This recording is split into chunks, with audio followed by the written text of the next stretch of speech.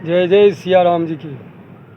धनुष यज्ञशाला में धनुष टूटने के पश्चात लक्ष्मण जी और परशुराम जी आमने सामने हैं। आइए आपके बीच प्रस्तुत कर रहा हूँ। जय विधि होई नाथ हित मोरा, करऊ सो बेगी दास में तोरा। श्री राम जय राम। मातु पितई जनी सोच बस, करसी महिष की सो। गर्वन के अर भक दलन, परसु मोर अति हो। अरे राजा के बालक परशुराम जी बड़े गुस्से में हैं। बार बार लक्ष्मण जी करेले के रस की तरह मुस्कुरा रहे हैं और तीखे नज़र से देख रहे हैं। यह देखते हुए परशुराम जी और आग बबूला होते जा रहे हैं। परशुराम जी कह रहे हैं कि अरे मूर्ख बालक, तू अपने माता पिता को सोच के बस मत कर। मेरा फरसा बड़ा भयानक है, यह गर्भों के बच्चों का भी नाश करने वाला है। जय विधि होई नाथ हित मोरा, करऊ सो बेगी दास में तोरा। बिहसे लखन गो ले मृदुमानी, ओहो मुनीस महाभट मानी। पुनि पुनि में पुनि पुनि मोहि दे खाव कुठारू। उहा चाहत रावण फूक पहारू। इतना सुनते लक्ष्मण जी फिर वही करेले जैसा मुस्कान हंसकर कोमल वाणी से बोले, हो मुनीश्वर तो अपने को बड़ा भारी योद्धा समझते हैं, बार बार मुझे कुल्हाड़ी दिखाते हैं, लगता है कि फूंक कर सुमेरु पर्वत को उड़ा देंगे। यहाँ कुम्हरवती या को नाई। बाबा ये मत समझ लेना, यहाँ कुम्हरवती या को नाई। जेतर जनी देखी मर जाई। लक्ष्मण जी और प्रहार करते जा रहे हैं, लेकिन बाबा यहाँ कुम्हरे का बतिया कोई नहीं है जो उंगली देखने से सर गल जाएगा, मर जाएगा। आ देखे कुठारू सरासन बाना, मैं कछु कहा सहित अपमान सहित अभिमाना। यह कोई कुम्हरे की बतिया नहीं है बाबा, और मैं सहज नहीं कह रहा हूँ। कुठार और धनुष बाण देख कर ही मैंने कुछ अभिमान सहित कहा है। बेगो सूत समझि जनेऊ बिलो की, जो कछु कहू सौरी सिरो की। सुर मही सुर हरिजन अरु गाई, हमरे कुल इन पर न सुराई। अब तो लक्ष्मण जी और भयंकर बात करते जा रहे हैं, बढ़ते जा रहे हैं। भृगुवंशी समझ कर यज्ञोपवीत देख कर तो कुछ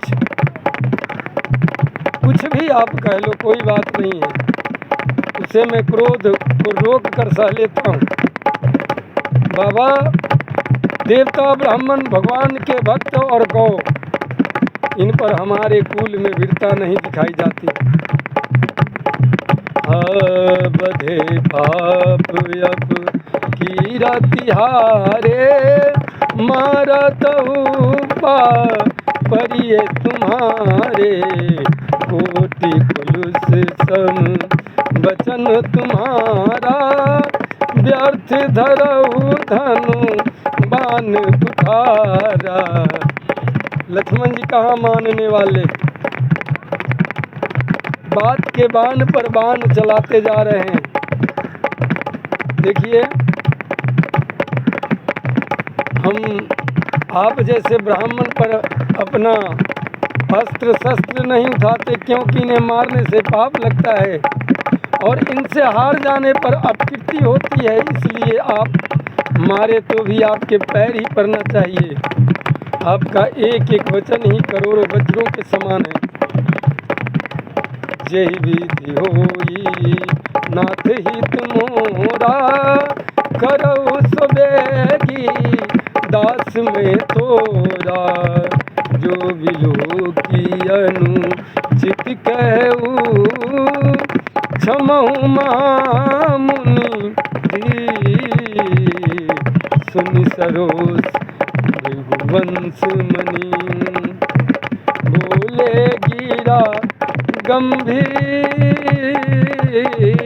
जय विधि होई नाथ हित मोरा, करऊ सुबेगी दास में तोरा। हे नाथ, इन्हें धनुष बाण और कुठार को देखकर मैं कुछ अनुचित कहा हो तो उसे यह धीर महामुनि क्षमा कीजिए।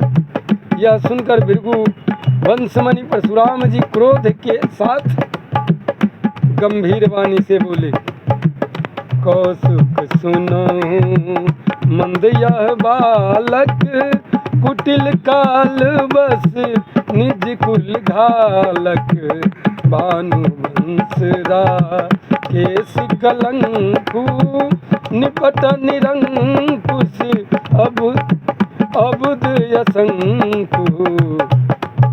अब तो परशुराम जी ने विश्वामित्र जी को इशारा किया कि हे विश्वामित्र, यह बालक बड़ा कुबुद्धि और कुटिल है। काल के वश होकर यह अपने कुल का घातक बन रहा है।